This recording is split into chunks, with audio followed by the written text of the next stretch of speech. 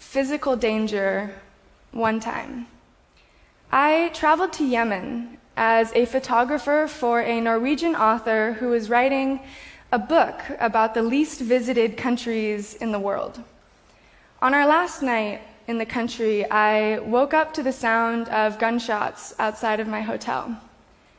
I jumped out of bed and ran to the window to see that there were 50 or so men congregated in the parking lot, yelling and pushing each other around with 6 cars with flashing headlights, blocking the only exit.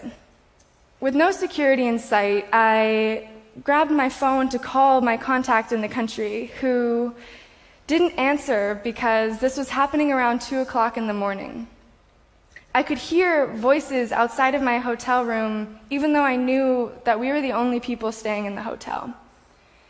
That was the first time I had ever heard a fully automatic weapon discharged. I literally ducked and looked around the room, realistically looking for the best place to hide. In that moment, there was nothing I could do but sit with my fear of potentially being kidnapped until eventually all the men disappeared and I could cry myself to sleep after the adrenaline wore off. The next morning, I talked to my contact in the country and asked him what had happened the night before. He responded with, "Oh, that was just a wedding party." Since Yemen is an Islamic country, they do not drink alcohol, and one of the ways that they celebrate is by shooting guns.